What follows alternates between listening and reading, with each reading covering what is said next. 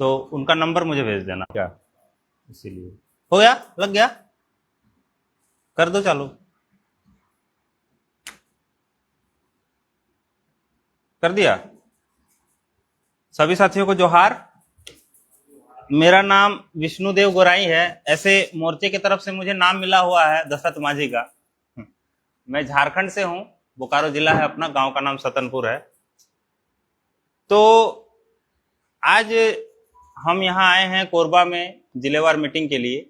अपने जो जनता सरकार मोर्चा की जिलेवार मीटिंग का दौर अभी चल रहा है पूरे भारतवर्ष में। तो यहाँ पर आप लोगों के सामने बैठ के मुझे बहुत खुशी हो रही है। एक बात की क्या खुशी हो रही है, ये हमारी लगभग 20वीं या 21वीं चल रही है ट्रेनिंग बैठक, 21वीं है शायद ना, या 20वीं है। तो मुझे इस बात की सबसे ज्यादा खुशी है कि यहाँ 90% सब युवा ही बैठे हैं, युवा साथी, जो 30 साल या उससे नीचे के सारे साथी है। और मेरी उम्र लगभग 43 साल हो रही है, भाई साहब भी लगभग 45-46 के होंगे, हाँ मतलब 40 प्लस है, ये भी वही है सुजीत भाई। तो हमने, अच्छा झूठ बोलते हो, हमने जो चीजें देखी है ना, वो चीजें आपने नहीं देखी है, शायद कुछ लोगों ने देखी होगी अगर गांव में रहते होंगे तो। हमने देखा हुआ है गांव में सामान के बदले सामान देने का रिवाज देखा हुआ है। आपने देखा है किसी ने? रुपए के बदले आपने देखा है, पुस्तक में पढ़ा था। वो पुस्तकें तो बदल जाएंगी, फिर याद नहीं रहेगा किसी को, लेकिन हमने देखा है जो वस्तु विनिमय है, और आज भी चलती है वस्तु विनिमय। आज भी जो नाई है, लोहार है, कुम्हार है, वो हमें शादी ब्याह में और जरूरत पर, जैसे खेती के समय लोहार हमको सामान देता है, उसके बदले में वो पैसे नहीं लेते, उसके बदले में हम उनको सामग्री देते हैं। अनाज हो गया, तेल हो गया, दाल हो गया, सब्जी हो गई, कपड़े हो गए।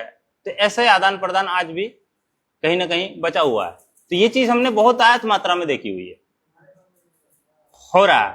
तो ये चीजें ना आपके बाद जो आपके बच्चे होंगे ना, उनको नहीं पता चलेगी। तो हमारी ये जिम्मेदारी बनती है कि हम आपको ये बात अच्छे से समझा पाएं, ताकि आप जो आने वाली पीढ़ी है उन तक ये बात पहुंचा पाओ कि ऐसी भी दुनिया थी। और नहीं तो आने वाली जो पीढ़ियां हैं उनकी जो हालत मैं देख रहा हूं कि उनको लगता है कि सारा सामान ऑनलाइन ही मिलता है। ऐसा हो रहा है ना। इसके लिए ही मोर्चे की तरफ से ये पुस्तक लिखी गई है, उलगुलान, लूट की व्यवस्था के विरुद्ध उलगुलान। इस पुस्तक में वो सारी डिटेल है जो मैं आपको बता रहा हूं कि कैसे हमारा गांव की क्या स्थिति थी, आज क्या है, और आने वाले समय में किस तरफ ये जा रहा है। तो हमारा कर्तव्य ये है कि हम वो बातें आप तक डिलीवर कर दें, और आपका यह कर्तव्य है कि आप अपने आने वाले पीढ़ी को वो बात पहुंचाओ। लेकिन आखिर क्यों, आखिर ये बातें उन तक पहुंचाने की जरूरत क्यों है, ये समझना बहुत जरूरी है।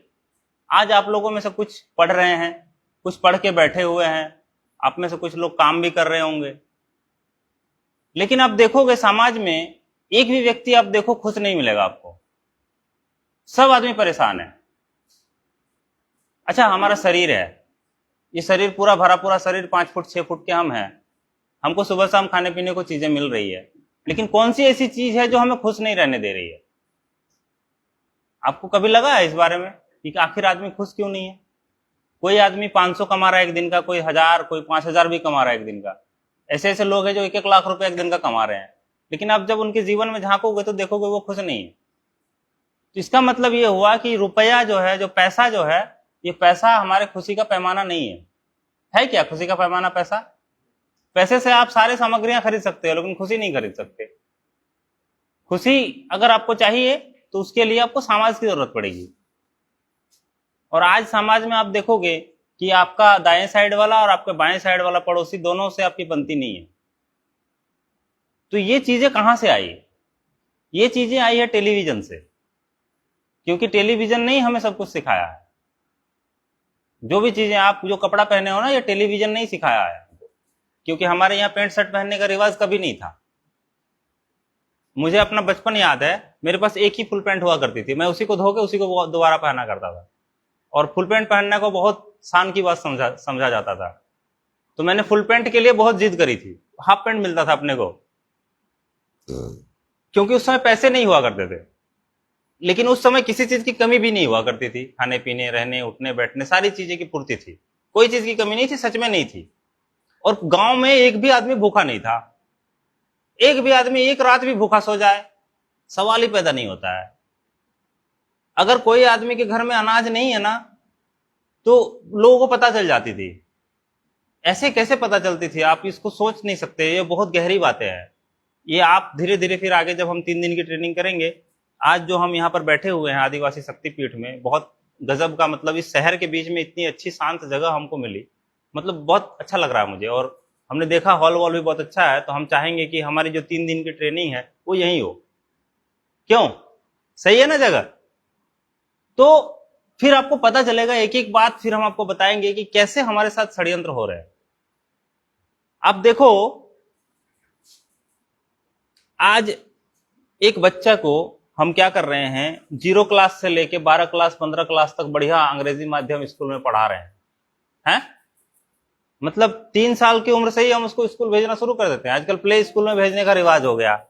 प्ले स्कूल में भेज दिया, फिर वहां से नर्सरी, फिर पता नहीं यूकेजी, एलकेजी और क्या क्या होता है, मुझे तो पता भी नहीं। आज तक मैंने अपने बच्चों को कभी भेजा नहीं, इसलिए मुझे नहीं पता है।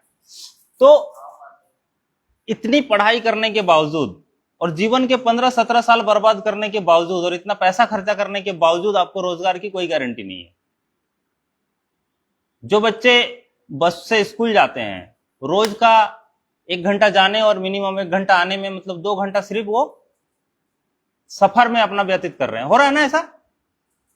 2 घंटा समय रोज का सफर में जा रहा है और बाकी 4 घंटे स्कूल का, मतलब 6 घंटा समय रोज का देने के बावजूद, और फिर बाकी 1-2 घंटे ट्यूशन का घर में, मतलब 6-2 8 घंटे। 8 घंटा एक बच्चे का जीवन का, प्रत्येक दिन का 8 घंटा हम चोरी कर रहे हैं और इतना पैसा भी खर्चा कर रहे हैं। उसके बावजूद उसको रोजगार की गारंटी नहीं है। तो आपको क्या लगता है, ये शिक्षा व्यवस्था ठीक है? लगता है कि ये ठीक है? बोलना चाहेंगे, बोलिए। हाँ, सही बात। ये बहुत अच्छा बात कहा आपने कि शिक्षा जरूरी है। आपको मैं बता रहा हूं, राजीव भाई दीक्षित जी ने बोला था कि उन्होंने इस पर रिसर्च किया था। 2 साल में 10वीं तक का वो बोल रहे थे कि हम सिलेबस कंप्लीट कर सकते हैं। हमने करके दिखाया, उन्होंने करके देखा था। कुछ बच्चों को 10वीं तक का सिलेबस 2 साल में कंप्लीट कर दिया। डॉक्टर देवेंद्र भल्लारा जी ने इस पर काम बहुत लंबा किया हुआ है। उनका 15-20 साल का रिसर्च है। अगर कोई बच्चा पढ़ना लिखना, जोड़ घटाव गुणा भाग जानता है, तो 0 क्लास से लेकर 12वीं तक का जो सिलेबस है वो 6 महीने का है। और ये सच है, इसमें आप शंका मत करना।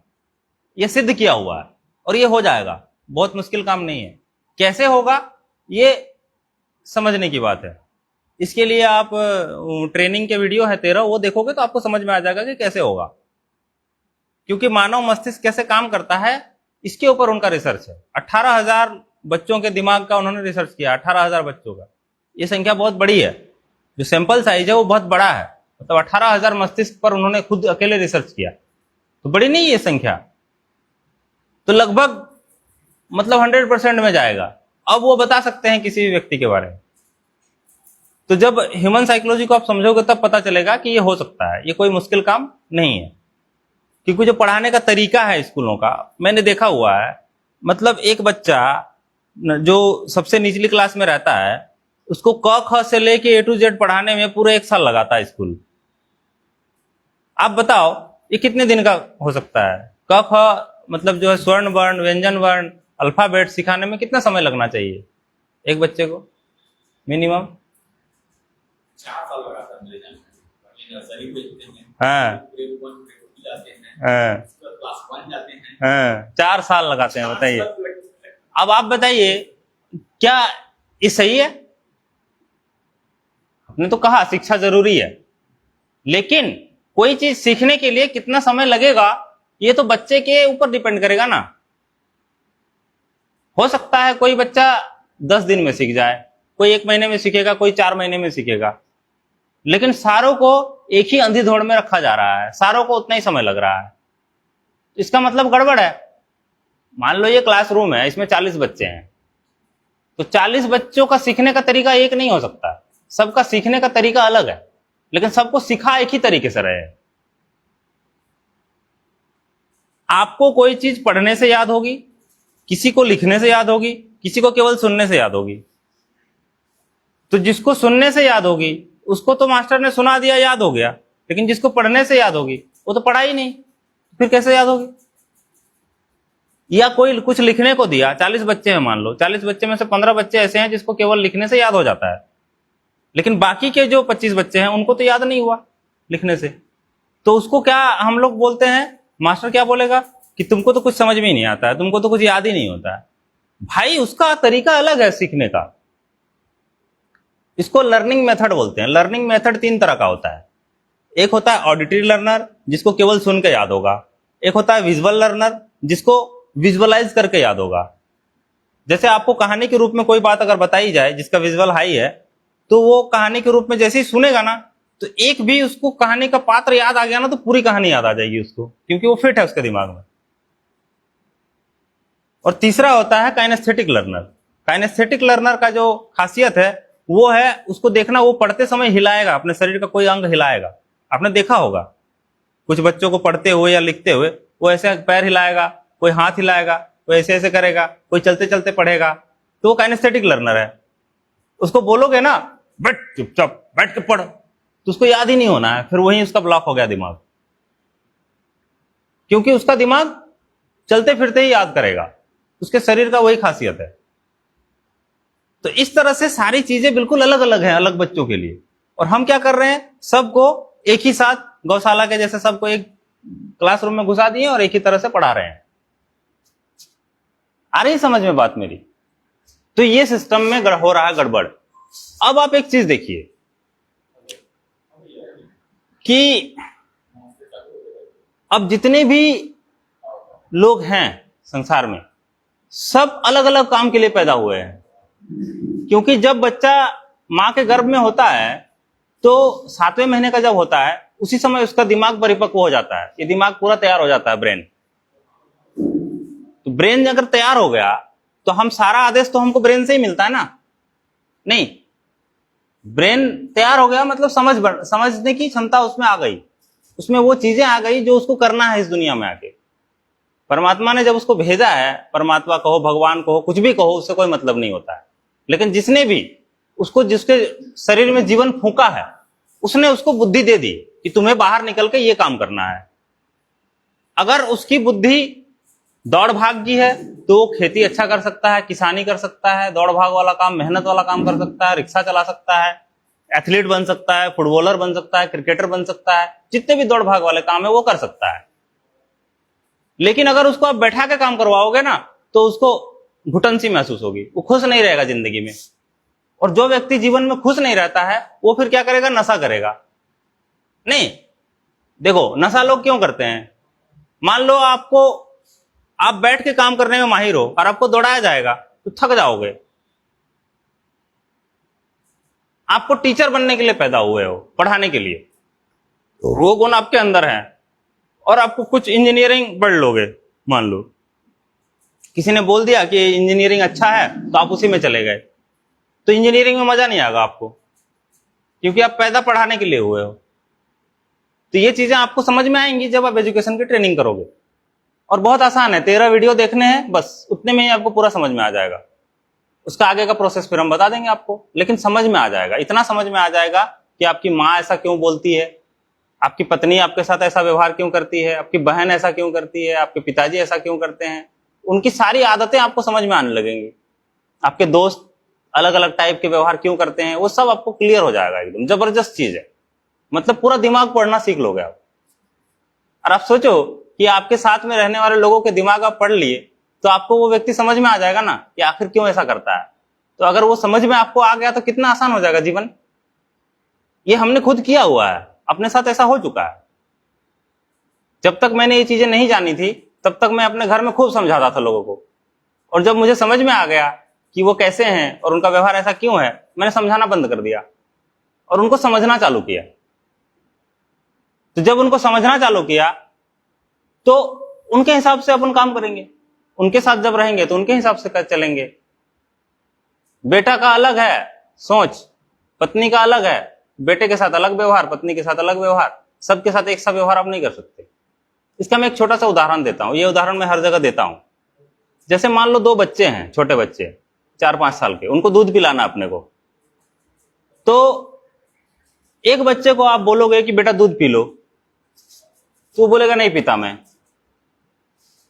तो उसको अगर बोलोगे कि अभी मारूंगा नहीं पियोगे, तो डांटोगे, तो तुरंत उठा के दूध पी लेगा। वहीं जो दूसरा बच्चा है उसको अगर आपने डांट दिया ना, तो बोलेगा अब तो बिल्कुल नहीं पीऊंगा, मारो पीटो जो करना है करो। ऐसे बच्चे हैं हमारे आसपास, दिखते हैं ना। उसको डांटोगे मारोगे तो वो और नहीं करेगा। लेकिन उसमें से एक बच्चा ऐसा है कि उसको बस डरा दोगे तो वो कर लेगा। लेकिन जो दूसरा वाला बच्चा है जिसको डांटने से दूध नहीं पिया, उसको खाली बोल दो कि तेरे से तो पीना ही नहीं है, तेरे से नहीं ये काम होगा, तुम दूध पी ही नहीं पाओगे। उसको अगर आप टारगेट दे दो, फटाक से उठाएगा, 2 सेकंड में दूध खत्म कर देगा। लेकिन पहले वालों को अगर बोलोगे ना कि तेरे से नहीं पिया जाएगा, तो पता है वो क्या बोलेगा? बोलेगा हाँ मेरे से तो नहीं पिया जाएगा। पहले वाले को आप टारगेट नहीं दे सकते, क्योंकि उसकी पर्सनैलिटी अलग है और दूसरे वाले की पर्सनैलिटी अलग है। तो ये समझना है, ये समझ जरूरी है कि किसकी कैसी पर्सनैलिटी है, उसका व्यवहार कैसा रहता है, उसके साथ कैसा व्यवहार करना चाहिए। समझ रहे बात को? नहीं जी, आ रही समझ में ना? तो ये मैं आप लोगों को क्यों बता रहा हूं? क्योंकि आप लोग युवा हो, आप लोगों को सबसे ज्यादा इस चीज की जरूरत है। और ये एक ऐसा काम है, ये जो एजुकेशन की ट्रेनिंग एक ऐसा काम है कि इसको अगर आप लोगों ने कर लिया तो मतलब आप खड़े खड़े टीचर बन जाओगे, क्योंकि उसमें मूल मंत्र हैं। जैसे मैं 1-2 और उदाहरण देता हूं, हम क्या क्या गलती करते हैं। जैसे छोटा बच्चा है, अब छोटा बच्चा मान लो जब पहली बार कलम पकड़ता है, जैसे मान लो छोटे बच्चे को आप अगर कलम पकड़ने के लिए दोगे या पेंसिल पकड़ने के लिए दोगे, पहली बार उससे जब लिखने के लिए बोलोगे, तो उसको आप कलम दोगे पकड़ने के लिए या पेंसिल दोगे पकड़ने के लिए? तो कैसे पकड़ेगा? ऐसे पकड़ेगा, ऐसे ही पकड़ेगा ना पहली बार में, क्योंकि उसको नहीं पता है कैसे पकड़ी जाती है। तो हम क्या करते हैं, हम उसको बोलते हैं बेटा ऐसे नहीं ऐसे पकड़ो। अनफॉर्चुनेटली हमने उनके दिमाग में क्या डाला कि तुम्हें यह काम करना नहीं आता है। यही डाला ना दिमाग में बच्चे के कि तुम्हें यह काम करना नहीं आता है। फिर वो उसको बोलेंगे यहां लाइन खींचो, एक वर्कबुक टाइप का आता है आजकल जिसमें बच्चों को सिखाते हैं लिखने के लिए। 2 डॉट लाइन है, यहां एक डॉट है, यहां एक डॉट है। बच्चे को बोलेंगे इस डॉट को इस डॉट से मिलाओ, तो पूरी गारंटी है कि वो बच्चा सीधा नहीं करेगा लाइन, वो टेढ़ा ही खींचेगा। पहली बार में तो टेढ़ा ही खींचेगा, क्योंकि उसने कभी किया नहीं है। तो हम क्या करेंगे, फिर उसको मिटाएंगे रबर से और बोलेंगे फिर से खींचो, फिर मिटाएंगे, फिर खींचो, फिर मिटाएंगे। मतलब जितनी बार हम उसको मिटाएंगे उतनी बार उसके दिमाग में हम ये डाल रहे होते हैं कि तेरे को ये काम करना नहीं आता है, उसके लिए तुझे मेरी जरूरत है। लास्ट में तो आखिरी में हम उसको हाथ पकड़ के करवाते हैं, नहीं करवाते हैं? गलत बोल रहा हूं मैं? यही होता है ना। तो हम उसके दिमाग में क्या डाल रहे होते हैं कि तेरे से ये काम नहीं होता। मेरे भाई, वो काम कभी ना कभी वो सीख जाएगा। आप भी सीख गए थे, आप भी सीखे थे ना कभी, अचानक से आपको समझ आई और बात आप कर लिया आपने, वो भी सीख जाएगा। इसके लिए हम उसके दिमाग में वो भावना क्यों डालें जिससे उसके जीवन में नुकसान होगा? तो इस तरह से हम बहुत सारी गलतियां करते हैं। तो इन चीजों को समझने के लिए मुझे लगता है जो युवा साथी हैं उन लोगों को विशेष करके वो एजुकेशन की ट्रेनिंग करनी चाहिए। ठीक है? तो ये एजुकेशन की ट्रेनिंग आप लोग जरूर करो, इससे और भी फायदे होंगे आपको। यदि आप मोर्चे से जुड़े हुए हो और सामाजिक मुद्दों के ऊपर काम करना चाहते हो, तो समाज में जाके कैसे बात करना है, किससे क्या बोलना है, किससे क्या नहीं बोलना है, क्या व्यवहार रहेगा आपका, क्या बोलोगे तो क्या होगा, यह आपको समझ में आ जाएगा। और कौन सा व्यक्ति कहां पर बोलेगा। जैसे एक उदाहरण देता हूं मैं, आपके गांव में आप बोलोगे तो आपकी बात नहीं सुनेंगे ज्यादातर लोग। सुनते हैं क्या अपने गांव के लोग अपनी बात? लेकिन आपके गांव में मैं जाके बोलूंगा तो लोग सुनेंगे। इसको बोलते हैं क्या, क्या नाम रखा था उन्होंने? ठग पार्टी, थर्ड पार्टी। ठग पार्टी नहीं, नाम हमने ठग पार्टी रख दिया है, थर्ड पार्टी। थर्ड पार्टी जब जाके वहां पर बात करेगा ना तो सभी सुनेंगे, क्योंकि उसके बारे में लोग नहीं जानते हैं, तो उसकी बातों पर लोग भरोसा करेंगे। जैसे आपके गांव में कुछ काम करना है, आपको कुछ बदलाव लाना है, स्वास्थ्य के विषय में बात करनी है मान लो, तो आप किसी साथी, जो साथी स्वास्थ्य के विषय पर काम कर रहा है उसको अपने गांव में बुला लो। कोई शिक्षा के विषय पर काम कर रहा है तो उसको अपने गांव में बुला लो। इस मीटिंग का मेन उद्देश्य है हम लोगों को, मोर्चे से जितने भी जुड़े हुए साथी हैं, जो मोर्चे के विचार से प्रभावित हैं, जिनको लगता है कि मोर्चा अच्छा काम कर रहा है, जनता सरकार मोर्चा, और ये एक रास्ता निकाल सकता है हमारी समस्याओं के समाधान का, उन लोगों को ये ना लगे कि मैं इस जिले में अकेला हूं। ये है अपना प्रमुख कारण इस मीटिंग का। आप लोग मान लो यहां 10 लोग बैठे हो, 10 साथी हो गए ना, और 10-20 साथी हैं जो पहुंच नहीं पाए बारिश की वजह से या काम की वजह से, तो वो भी जुड़ जाएंगे। फिर आप एक दूसरे के गांव में जाके बात कर सकते हो। लोन का मुद्दा है, शिक्षा का मुद्दा है, स्वास्थ्य का मुद्दा है, और मुद्दे हैं गांव का, और बहुत सारा मुद्दा है, तो उस पर कर सकते हैं बातचीत। लेकिन क्योंकि आप युवा हो तो आप लोगों को ये एजुकेशन की ट्रेनिंग करनी ही चाहिए मेरे हिसाब से। और जिनको भी एजुकेशन की ट्रेनिंग करनी है वो मेरा नंबर नोट कर लो, मुझे मैसेज करना, मैं लिंक भेज दूंगा। फोन नंबर मेरा नोट कर लीजिए आप लोग, है ना। फिर हम लोग आगे का विषय लेते हैं, और साथी भी आ गए हैं। क्या नाम हो आपका?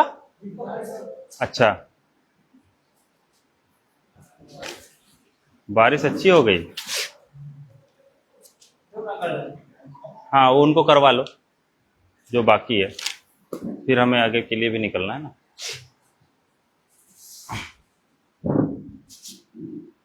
गांव से कितने साथी हैं यहाँ पर जो गांव में रहते हैं? अच्छा, बाकी शहर में रहते हो आप लोग? ठीक है।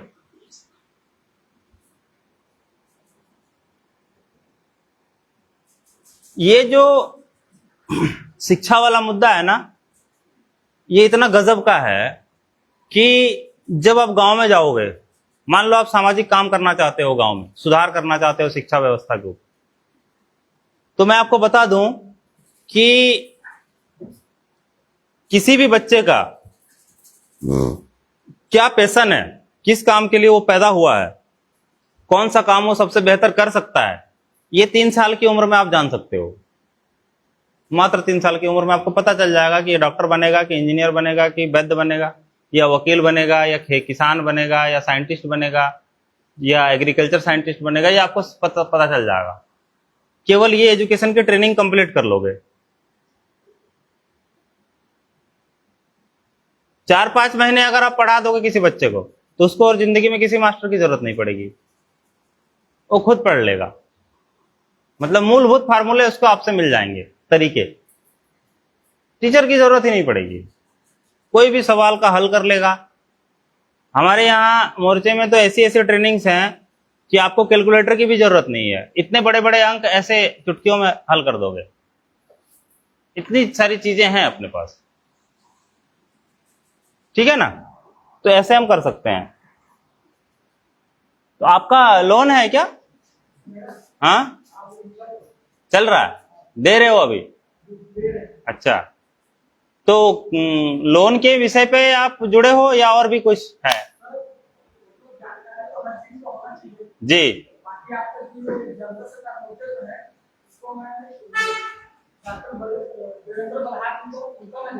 ये लो, ये नितिन, ये दो, बैठिए बैठिए, बताइए। उसको ऐसे डबल क्लिक करो, पीछे चालू हो जाएगा कैमरा। हाँ जी, बोलिए। अच्छा, जो इसका जो क्या है ना, मैं बहुत पहले से मैं देख रहा हूँ। हाँ, इनका मैं देखा था डॉक्टर देवेंद्र बल्हार जी का। तो उनका वीडियो मैं पहले देखा था, फिर मैं धीरे धीरे देख रहा था कि मतलब स्टार्टिंग बहुत धीरे से था, मतलब 2-3 महीना पहले। तो उसके बाद मैं देखा कि ये बहुत ही बढ़िया, मतलब धीरे धीरे मैं देखते चले आया। वहां से शुरू हुआ तो मेरे को लगा कि छत्तीसगढ़ में क्यों नहीं होता। अच्छा। हाँ, कि छत्तीसगढ़ में ये चीज क्यों नहीं हो रहा है। हाँ। उसके बाद धीरे से मैं देखा झारखंड से, हाँ। झारखंड और कुछ वहां तक पहुंचे, फिर झारखंड के बाद उड़ीसा वाले ही देख रहे थे, शायद नंबर था कि छत्तीसगढ़ को भी देख रहे थे, कनेक्ट दोनों हाँ किए जी। थे। तो कभी मेरे को लगा कि मैं नंबर डायल करता हूं करके, हाँ। कि मेरे को भी जाना चाहिए इसमें। हाँ। तो फिर उसके बाद मेरे को लगा कि करता हूं नहीं करता हूं, दुविधा वाला में हो गया। फिर अभी मैं सर का मैं मतलब फॉलो किया था, तो उसमें से आया कि हमारे यहाँ भी 24 जिले जो हो रहे हैं, तो इसमें से मैं देखते गया तो दिखाया गया कि कोरबा में भी हो रहा है। बाकी मेरा स्थानीय है रायगढ़ जिला का हूँ, धर्मजयगढ़ से। अच्छा। हाँ, आप रायगढ़ से हो? मैं धर्मजयगढ़ से हूँ। रायगढ़ में पड़ता है? रायगढ़ जिला पड़ता है। अच्छा। हाँ, तो जो रायगढ़ मेन सिटी है वहां से कितने दूर है? वहां से मेरा 78 किलोमीटर, 70-80 किलोमीटर हो जाएगा। अच्छा जी। और बाकी तो आप रहते कहाँ हो फिर? मैं धर्मजयगढ़ में रहता हूँ। मतलब रायगढ़ डिस्ट्रिक्ट में रहते हो? हाँ, रायगढ़ डिस्ट्रिक्ट। तो फिर रायगढ़ में करो, एक जगह ढूंढो, हम वहां भी करने वाले हैं 22 तारीख को। अच्छा। मैं आऊंगा 22 तारीख को सर, लेकिन वो चीज मेरे को नहीं पता था ना कि मतलब यहाँ का रायगढ़ डिस्ट्रिक्ट नहीं, उस वीडियो में बताया है ना कि उसमें बाकी नहीं था के सर। 7 जिले इसके बाद करेंगे। हाँ, इसके बाद वाला में हुआ था। हाँ। तो फिर मेरे को लगा कि क्यों लेट क्यों करें, जब कोरबा पास है, दोस्त भी है, तो ये वहां से मैं यहाँ पे आ जाता हूँ। अच्छा, चलो बढ़िया है।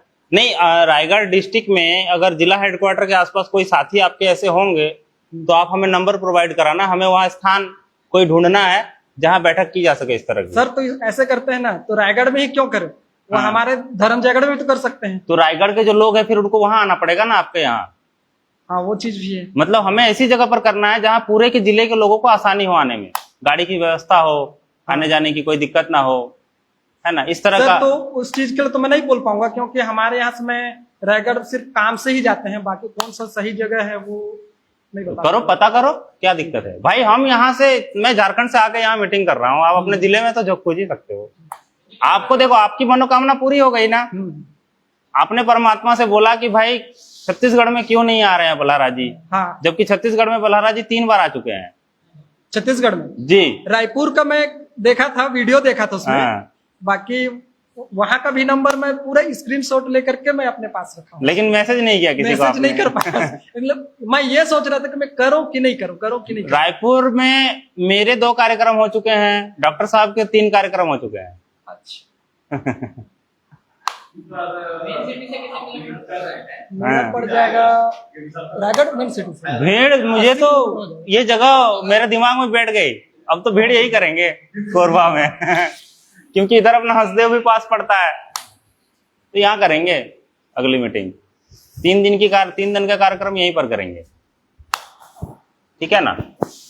और कोई साथी कुछ बोलना चाहेंगे, बताना चाहेंगे? आप बताइए कुछ,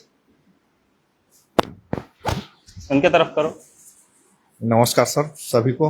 नमस्कार जी, नमस्कार। मैं भी झारखंड से ही हूँ। आप झारखंड से हो? क्या बात। धनबाद से। अरे वाह, तो हमारे साथी मिल गए। अब तो आप हमारे साथ ही चलो और मैं यहाँ 3 साल पहले ट्रांसफर होकर आया था, ACCL में हूँ। अच्छा, और HSCL में? ACCL कोल माइंस में। अच्छा, कोल माइंस में जी। और क्या बोले, मेरा भी जो है ना, मैं भी 1 साल से 1.5 साल से परेशान हूँ। इतना परेशान हूँ कि मत पूछिए। लोन को लेकर? लोन को लेकर। अच्छा। लगभग मैं 1 करोड़ 20 लाख लोन लिया हूँ यहाँ कोरबा में। जी। अच्छा, तो चलो धनबाद फिर। और नहीं, अभी नहीं जा सकता हूँ। तो मैं लोन लिया तो एक टेलर लिया, एक हाईवा लिया। अच्छा। और मेरा ये स्थिति हो गया कि मेरा टेलर तो खींचा गया। Oh my God. लेकिन मैं डाला नहीं दिया, डाला में बेच दिया। अच्छा। वो भी गलती से, मतलब गलती से, ड्राइवर का गलती के कारण, मतलब वो मुंडी लेके चला गया। कितने दिन पहले? कितने दिन पहले? ये करीबन 2-3 महीना पहले। तो डाला, फिर मैं डाला नहीं तो दिया। आपने केस नहीं डाला उनके खिलाफ? केस कहाँ डालते हैं? कोर्ट में। थाना वाला लेते नहीं ना। कोर्ट से करते केस, डकैती का केस करते। फिर उसके बाद क्या हुआ कि डाला में बेच दिया। जो मेरा कर्जा था 2-3 लाख रुपए, उससे मैं अपना ये कर दिया। अच्छा। अब हाईवा का ये स्थिति हो गया है कि 10-12 किस्त में नहीं दिया हूँ। 2 दिन आए थे उठाने के लिए, मार मार के भगाया हूँ। अच्छा ये स्थिति है मेरा। चलो भाई, बहुत ठंडा लगा हुआ है। कोई बात नहीं, हाँ, चलिए तो फिर अपना गाड़ी हो जाएगा, काम हो जाएगा, कोई नहीं। बस आपको बोलने के लिए सीखना है, आपको बात करने के लिए सीखना है, और कुछ नहीं। हाँ अभी इतना ज्यादा फोन आता है, अभी बहुत साल हो गया है, दूसरा सीजन है, इतना ज्यादा फोन आता है ना कि माइंड डिस्टर्ब हो जाता है। किसी का क्या, इतना ज्यादा गाली गलौज भी करते हैं, गाली गलौज भी करते हैं। गाली गलौज तो अभी तक नहीं हुआ है, हाँ लेकिन इतना ज्यादा फोन आता है ना, सुबह से पूरा काम हो जाता है। यही वही पढ़ा रहा हूँ, फिर क्या? आप ये चल रहा है, मतलब एक स्पीड दे रहे हैं 70,000 पत्ते हो गए। देखो, सबसे पहली बात तो ये है कि आजकल फ्रॉड कॉल बहुत आते हैं, आता है ना। अभी तो रिंगटोन भी आ रहा है कि आपके पास किसी जज का, किसी पुलिस का अगर ऑनलाइन कॉल आए तो वो आपके साथ धोखा हो सकता है। तो आप सबसे पहला काम क्या करना, जब आपके पास फोन आए, कॉल रिकॉर्डिंग चालू करना। फोन आने के बाद बोलना 1 मिनट रुक जाओ, मैं इसको रिकॉर्ड करता हूँ। कॉल रिकॉर्डिंग चालू करना और फिर उससे बात करना। फिर बोलना तुम कौन हो, तो वो बोलेगा मैं कलकत्ता से बोल रहा हूँ, या बोल रही हूँ, यहाँ से बोल रही हूँ, वहां से। बोलो भाई आपका लोन है, आपने दिया नहीं है, तो आप बोलो कि मेरा डिटेल आपके पास कैसे आया, अभी मैं बैंक वालों की खबर लेता हूं। मेरा डिटेल किसी को देने का अधिकार उनको किसने दिया? समझ रहे हो बात को? उनको ऐसे ट्रीट करो। फिर उनको बोलो कि देखो,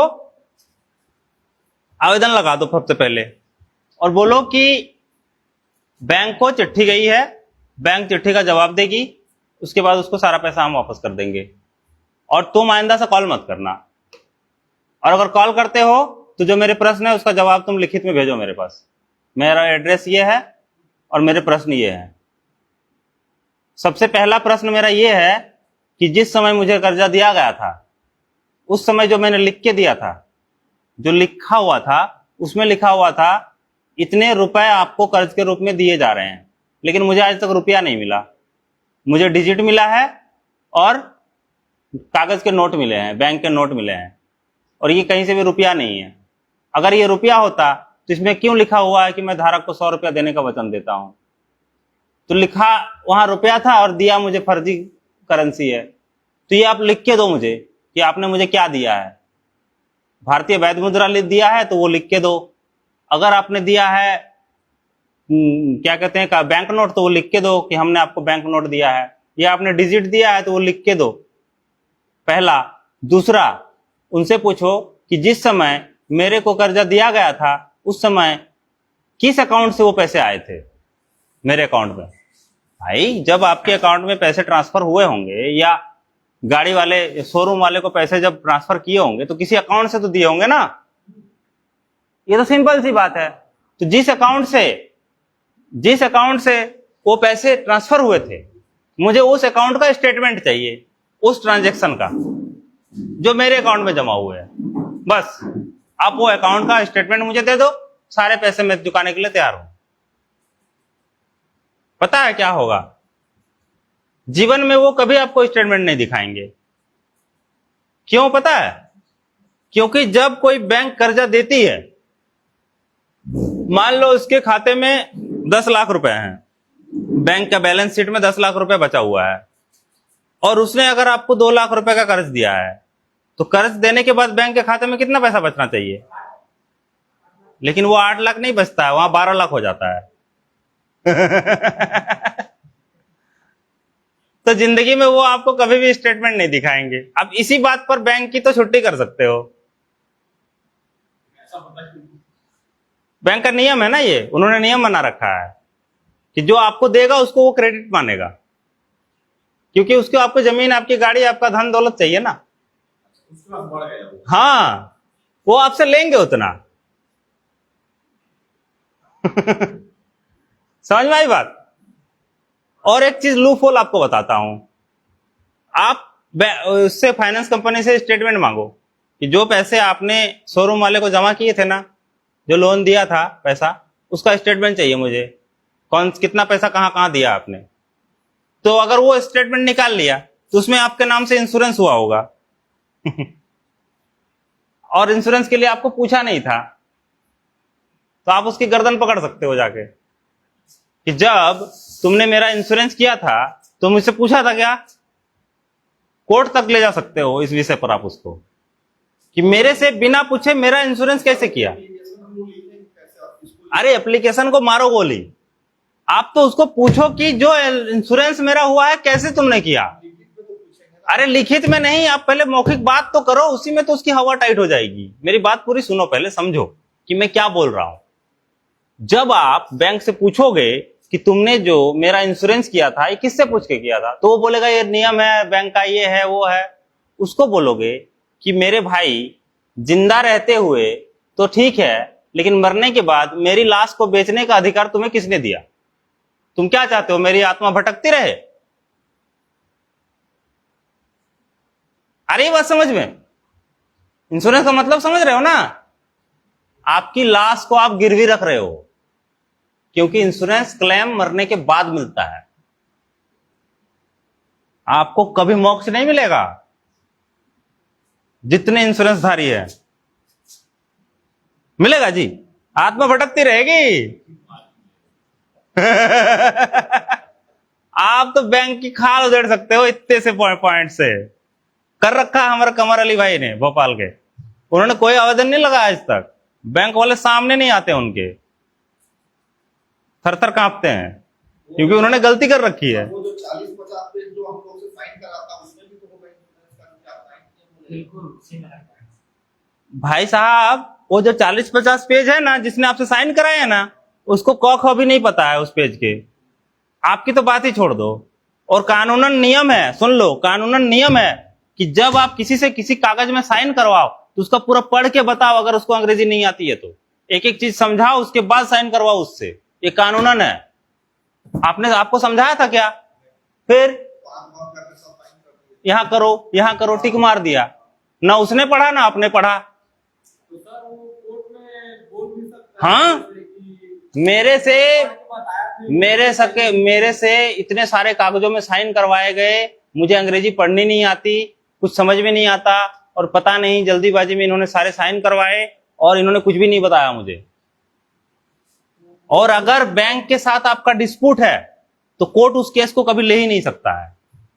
आप कोर्ट में आवेदन लगा सकते हो कि मेरा बैंक के साथ डिस्प्यूट है, बैंक मुझे संतुष्ट नहीं कर पाया है, कोर्ट से मेरा आग्रह है कि बैंक को यह आदेश दिया जाए कि मुझे वो संतुष्ट करे। क्यों दादा, गलत बोल रहे हैं? अगर बैंक आपको संतुष्ट नहीं कर पा रहा तो कोर्ट आदेश देगा बैंक को कि सबसे पहले ग्राहक को संतुष्ट करो, इसके सारे सवालों के जवाब दो, उसके बाद मेरे पास आना। अगर वो आपकी गाड़ी उठाने आ रहा है तो उसके पास आई कार्ड होगा, उसके पास डीआरए लाइसेंस होना चाहिए, उसके पास 13(2) का नोटिस होना चाहिए बैंक का। नहीं तो वो गाड़ी तो छोड़ो, आप उससे बड़े गुंडे हो, ये काम पहले करना था, तो आपका टेलर भी बच जाता। इधर बच जाता है। बात नहीं समझ में आई ना? धीरे-धीरे सीखना पड़ा। कोई बात नहीं है, आदमी करके सीख, यही बता रहा था ना कि आदमी करके सीखता है। तो बच्चा जो नहीं सीख रहा है ना कलम पकड़ना, वो सीख लेगा करते करते। उसको मत सिखाओ, उसको छोड़ो बच्चे को। बस बच्चे के ऊपर यह ध्यान रखो कि कहीं वो गिर ना जाए, उसको रोकना नहीं कभी। और 8 महीना हो गया किस्ती देता ही नहीं, बंद कर दिया किस्ती देना। आपने तो पैसे ज्यादा दे रखे हैं, लिखा हुआ है रुपए वाले किताब में। मतलब मैं अगर 12 लाख होता है मतलब 1 टन सोना का होता है, मतलब मैं तो 14 लाख रुपए दे दिया हूँ। हाँ, 1 टन से ज्यादा सोना मिलेगा वापस आपको। लेना पड़ेगा, बैंक से मांगना पड़ेगा आपको, पूरा हिसाब दिखाना पड़ेगा उसको। उस चीज का मैं वीडियो भी रखा हूँ उसमें, मतलब इस चीज का भी मैं तो फेसबुक खुला तो फिर वही चीज आ जाता है। और भाई कानून है, तुम कानून से अकेले चलोगे क्या? मैं भी तो कानून से चलूंगा ना। कानून है ना, कानून। तुम ही तो बोल रहे हो कानून, मैं तो नहीं बोला हूं। तुम जब मेरे पास आ रहे हो तो कानून से आ रहे हो, तो मैं कानून से जा रहा हूं। मैं जो प्रश्न पूछूंगा, अभी अपने देवानंद भाई है महासमुंद के, उनके बिजली बिल बहुत आ रहा था, तो उन्होंने क्या किया, एक आवेदन लगा दिया बिजली बिल विभाग वाले को, भाई आपको जो बिल आया है तो इसको मैं पूरा करना चाहता हूं, पर मुझे ये नहीं समझ में आ रहा है कि कौन सी मुद्रा में करूं, क्योंकि हमारे भारत में कई तरह की मुद्राएं चल रही है। एक डिजिटल करेंसी चल रही है, एक तो बैंक है, ये नोट चल रहे हैं, फिर एक भारत की करेंसी है, तो किसमें दूं? आप मुझे लिखित में जवाब दीजिए। सर ऐसा करेंगे तो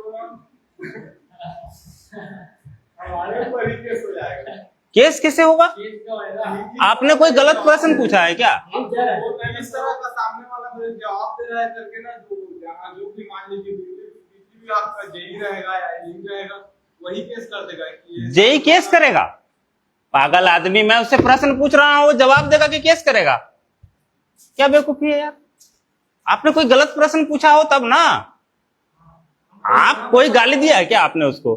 फिर आप तो पूछ रहे हो कि भैया मेरे को आपको देना है, मुझे पता है, लेकिन मैं किस मुद्रा में दूं, मुझे बता तो दो, लिख के दो, बताओ मत।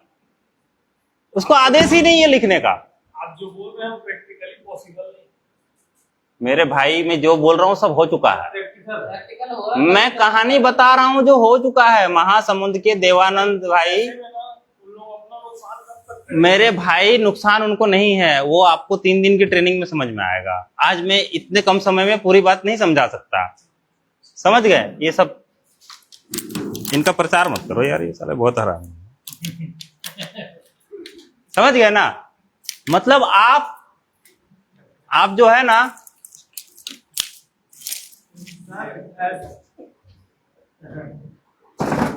आपको मैं बता रहा हूं, मैं पहले मेरी घटना सुन लो, फिर आप अपनी घटना बताना। देवानंद भाई ने चिट्ठी लिख दी, उधर से कोई जवाब नहीं आया।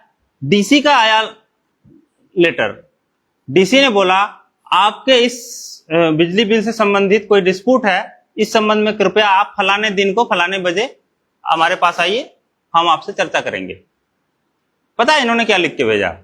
इन्होंने लिख के भेजा कि आपकी चिट्ठी प्राप्त हुई, सर धन्यवाद, हमारी ग्राम सभा की ओर से इस चिट्ठी के एवज में निर्णय लिया गया है कि आप जो हमसे चर्चा करना चाहते हैं वो चर्चा ग्राम सभा के मध्य में हो, तो कृपया आप हमें वो दिन और तिथि बताएं और समय बताएं, जिस समय आपके पास समय है हम ग्राम सभा की बैठक बुलाएंगे और ग्राम सभा के समक्ष ये बातें होंगी।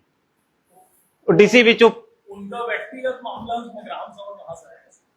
है उनका तो किसका व्यक्तिगत मामला है? कुछ भी व्यक्तिगत नहीं होता भैया, गांव का मामला है। व्यक्तिगत कैसे हो गया? वही चीज मैं गांव का निवासी हूं ना। आप देखो, आप कोर्ट में जाते हो ना? नहीं जाते हो? कोई मामला होता है तो वो गांव का जो ग्राम सभा है वो गांव का कोर्ट है, पहला और असली कोर्ट वही है। सुप्रीम कोर्ट का जजमेंट है, ना विधानसभा ना लोकसभा, सबसे बड़ी ग्राम सभा। मैं कानूनी बात, अब भाई ये हुआ हुआ घटना मैं बता रहा हूं, हवा में नहीं बात कर रहा। ये आपका उड़ीसा में जो माइंस पूरा था 2011 की बात है, तो उस समय वहाँ के आदिवासी लोग विरोध, जब सुप्रीम कोर्ट गया तो सुप्रीम कोर्ट ने उस समय ही कहा था कि ये जो मैटर है वहाँ ग्राम सभा करेगा। हाँ, हाँ। और ग्राम सभा ने रिजेक्ट कर दिया, हम नहीं देंगे पहाड़। आपके गांव में एक भी काम, एक तिनका भी बिना ग्राम सभा के मंजूरी के नहीं होता, आपको पता होना चाहिए। लेकिन वो तभी जब ग्राम सभा गठन भी होना चाहिए। मेरे भाई, बिना, मैं क्या कह रहा हूं, आपके गांव में एक तिनका भी नहीं उठता है बिना ग्राम सभा की मंजूरी के। होता है, ये अभी हो रहा है। आपके गांव में नाली बन रही है तो ग्राम सभा की मंजूरी से बन रही है, आपको पता ही नहीं है। चाहे वो लीगल हो चाहे इलीगल। हाँ। आपके गांव में एक तिनका अगर हिला रही है ना गवर्नमेंट या सिस्टम, तो सबसे पहले ग्राम सभा की बैठक होती है। वो केवल अब कागजों में होती है, इसलिए आपको दिखता नहीं है। आप जाते नहीं हो ग्राम सभा की बैठक में, आप पूछते नहीं हो अपने गांव के प्रतिनिधियों को कि आपने कब ग्राम सभा करी और क्यों नहीं बुलाया मुझे। सारा प्रोग्राम ग्राम सभा बनाती है। आज भी बिना ग्राम सभा के मंजूरी के कोई काम गांव में होने की कोई सवाल ही पैदा नहीं होता है, कोई सवाल नहीं पैदा होता है। जब कागज बनता है ग्राम सभा का तभी वो काम होता है। ग्राम सभा पहले प्रस्ताव पास करती है, फिर उसका पूरा ब्यौरा बनाती है, किसमें कितना खर्च आएगा, फिर उसको जेई पास करता है, फिर वो काम होता है गांव में। याद रखना, ये मैं 100% बात कह रहा हूं। उसका रजिस्टर जाके देखना सरपंच का, सब मिल जाएगा आपको। बिना ग्राम सभा के मंजूरी के आज भी कोई काम नहीं होता। अब हमको जरूरत है कि हमको अपने गांव के लोगों तक ये संदेश पहुंचाने का कि आपकी ताकत क्या है, लेकिन वो आपके कहने से नहीं मानेंगे, ये बात तो पक्की है। अब आपको क्या करना पड़ेगा, आपको इनके गांव में जाना पड़ेगा, इनको उनके गांव में जाना पड़ेगा, उनको उनके गांव में जाना पड़ेगा, तब काम बनेगा, नहीं तो कोई नहीं सुनेगा आपकी बात। अभी तो सबसे पहले तो आप उनको छोड़ दो। अभी तो जो हमारे सच में साथी हैं, जो सच में इन विषयों को समझ रहे हैं, जो जानना चाहते हैं, जो करना चाहते हैं काम, उनको संभालो पहले। आप अपनी टीम कंप्लीट कर लो। अभी मान लो या 15-20 लोग हम लोग बैठे हुए हैं, तो ये जो 15-20 लोग हैं, ये 15-20 नहीं है, ऐसे बहुत सारे लोग ऑलरेडी हैं आपके जिले में। हमको उनको क्या करना है, एक दूसरे से मिलाना है। आप लोगों को आप लोगों की टीम बना के देनी है, फिर आप लोग आपस में बैठोगे, फिर चर्चाएं करोगे। उससे पहले हम अभी सितंबर में या अक्टूबर में करेंगे यहाँ ट्रेनिंग 3 दिन की, फिर उसमें आओगे, फिर एक एक चीजें पता चलेंगी, फिर आप अपने प्रश्न वहां उठेंगे। जैसे 2 दिन की ट्रेनिंग हो जाएगी तो तीसरे दिन आप प्रश्न लिखोगे, दूसरे दिन शाम को अपने प्रश्न कागज पे नोट करके दोगे स्टेज पे। आपके प्रत्येक व्यक्ति के प्रत्येक प्रश्न का जवाब स्टेज से दिया जाएगा। आपके सारे डाउट क्लियर हो जाएंगे, फिर आप काम करोगे। कैसे काम करना वो भी बताएंगे। पहले समस्या को समझो, समाधान तो है, पक्का है। अगर समाधान नहीं होता तो आज पूरे देश में जनता सरकार मोर्चा के इतने सारे साथी नहीं जुड़े होते। मैं 20 जिलों में घूम चुका हूं आपके राज्य के। मुझे समझ में आ रही है ना बात, क्योंकि देखो हम जो चीजें सोशल मीडिया पे देख के बात कर रहे हैं वो, और फिजिकली जब मैं आया और फिजिकली जब हर जिले में गया, तब ना मुझे पता चला कि हाँ सच में लोग हैं और सच में एक बाढ़ आने वाली है। उसको संभालने के लिए आपको तैयार होना पड़ेगा। आप नहीं तैयार होगे, मान लो आपको 1000 लोगों को संभालना है, कैसे संभालोगे? उसके लिए आप अभी बोल रहे हो कि ये संभव नहीं है, इसमें केस कर देगा, ये हो जाएगा, वो हो जाएगा। ऐसा क्यों बोल रहे हो पता है?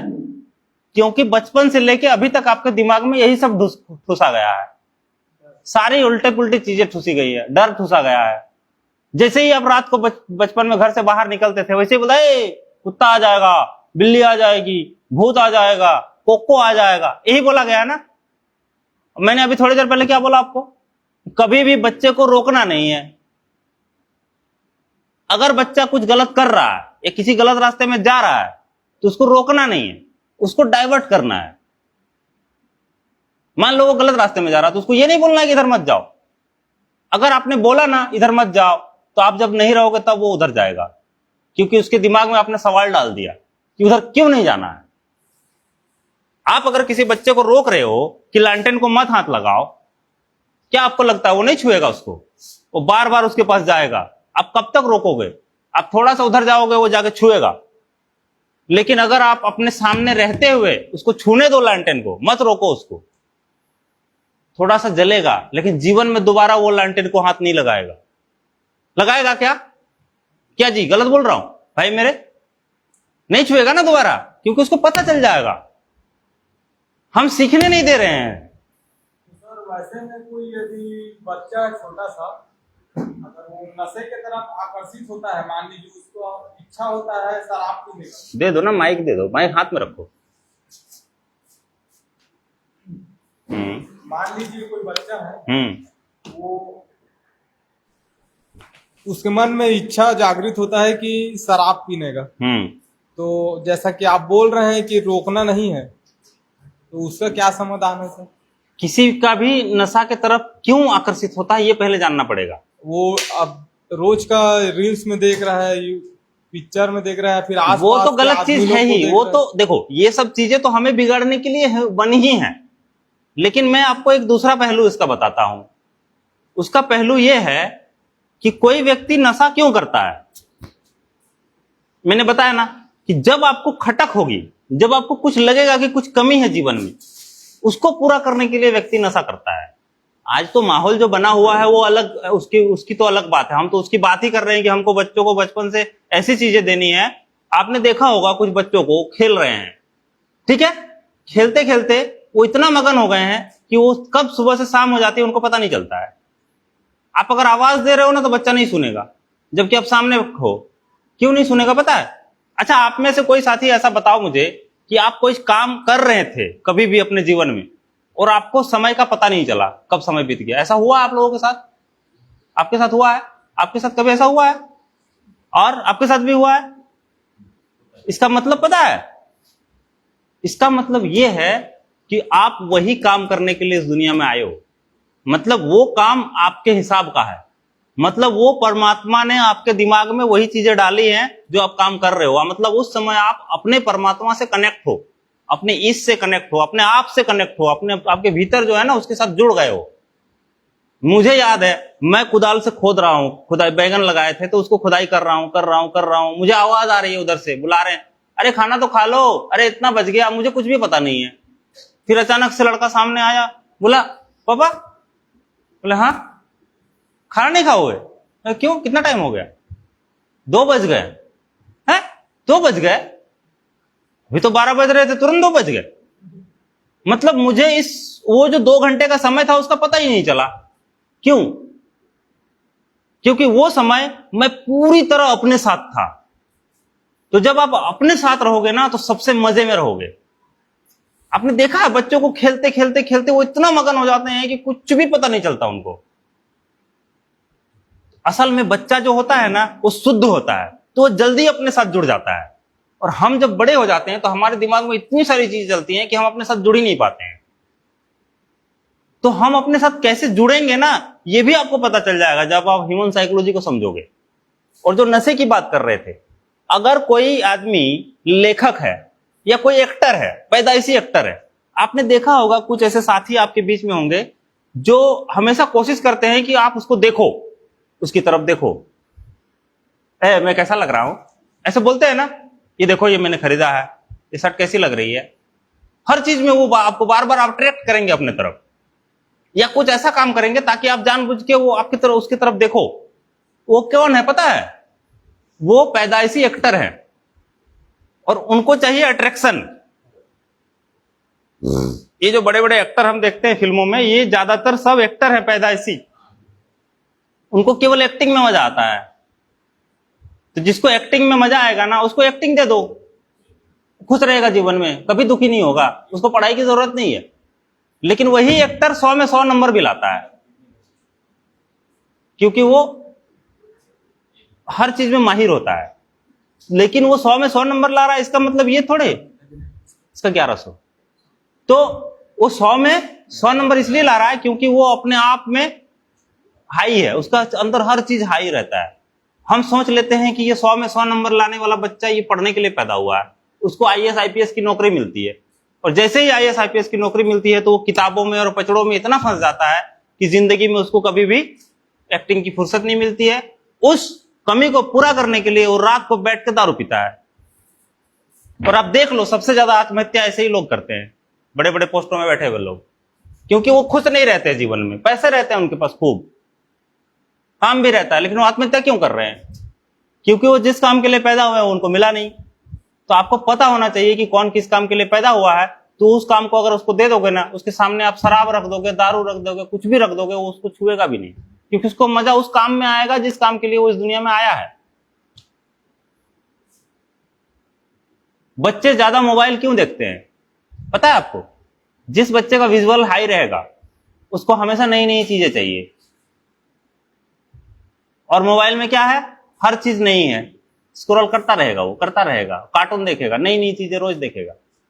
अगर उसको आप आर्ट का क्लास दे दो, उसको ड्राइंग से संबंधित चीजें पकड़ा दो, देखना वो मोबाइल छोड़ देगा, क्योंकि फिर उसको उसमें मजा आने लगेगा।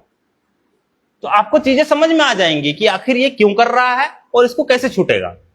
तो कैसे समझ में आएंगी? पहले आपको इस मस्तिष्क को समझना पड़ेगा, और इस मस्तिष्क को समझने के लिए आपको वो 13 वीडियो देखने पड़ेंगे पहले। जैसे ही आप 3-4 वीडियो देख लोगे ना, आपको एकदम एक एक खट खट खट खट खट खट क्लियर होते जाएंगे सारे प्रश्न, समझ गए? तो समय अपने पास बहुत ज्यादा नहीं है आज, लेकिन हम जल्द ही 3 दिन की मीटिंग करेंगे और उसमें खूब चर्चा करेंगे, आपके सारे प्रश्न लेंगे, ठीक है? और बाकी भी अभी भी यदि आपके मन में प्रश्न उठते हैं तो आप, हमारी जूम मीटिंग होती है रात को 8 बजे से, उसमें जुड़ो। उसमें फिर हम आपको प्रश्नों के जवाब एक एक करके देते हैं रहेंगे। रोज 40-50 लोग जुड़ते हैं उसमें, तो आप लोग, मेरा नंबर दे रखा है आपको, 13 वाला नंबर इस किताब में भी है। पीछे की तरफ यहाँ पर नंबर सब दिए हुए हैं, जो पूरे देश भर में जो अपने जनता सरकार मोर्चा के जो एसटीएल साथी है उनके नंबर यहाँ दिए हुए हैं। इसमें 13 नंबर में अपना नंबर है झारखंड, छत्तीसगढ़, उड़ीसा के लिए, दशरथ माझी नाम लिखा है। ये नंबर पे आप लोगों को मैसेज करना है, अपना नाम अपना पता लिख के, फिर आपको वो लिंक भेज देंगे। रोज रात को एक ही लिंक रहता है, उसी लिंक से रोज आप जुड़ सकते हो। यहाँ में कोई जुड़ते हैं साथी, यहाँ पर ऐसे हैं जो उस मीटिंग में जुड़ते हैं, जो मीटिंग में किसी के पास लिंक नहीं है, आप जुड़ते हो। हाँ हाँ, तो उस मीटिंग में आप लोग जुड़ो जी। इनको दे दो माइक, क्या बोल रहे हैं, एक मिनट, एक माइक ले लो।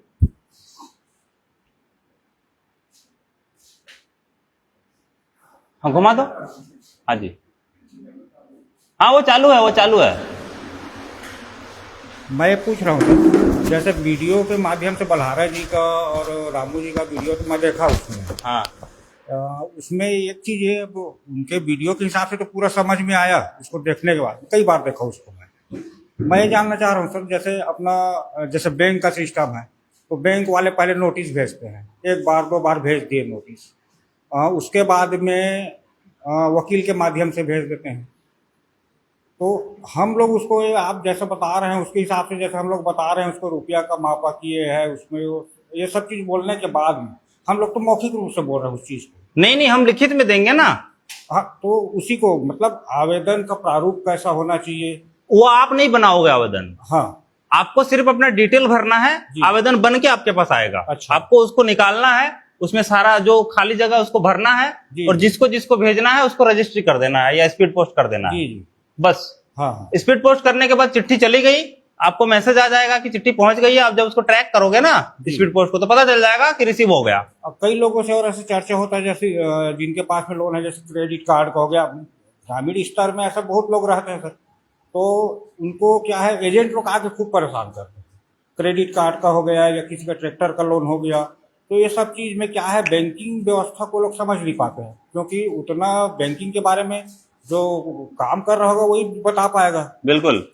तो ये जैसे आप करोगे शुरू जी, आप पहला आदमी बनोगे वहां। हाँ। आपको लोग देखेंगे तो आपसे पूछने आएंगे, आप खुद मास्टर बन जाओगे, आपको खुद समझ में आ जाएगा। तो हम लोग मान लीजिए बैंक वाले आते हैं या कोई भी प्राइवेट जिसमें लोन लिए, उनको मौखिक रूप से तो चर्चा कर रहे हैं, लेकिन उनका क्या है, वो तो अपना कागज इकट्ठा करते जा रहे हैं। आपको भी कागज इकट्ठा करवाना सिखा रहे हैं ना। नोटिस 2 नोटिस दे दिए, उनका तो तैयार हो गया, मैं बता रहा हूँ, तब तक मुखाग्र में ही चल रहा है। मैं बता रहा हूँ जी, आपको क्या करना है। अब बैठ जाओ, दे दो माइक, दे दो, मैं बता देता हूँ। आपको क्या करना है, एक फोन नंबर है वो लिख लो पहले। इनको फोन नंबर बता दो, 76 वाला लोन वाला आवेदन वाला नंबर है आपके पास, इसमें होगा, देखना जरा। 7696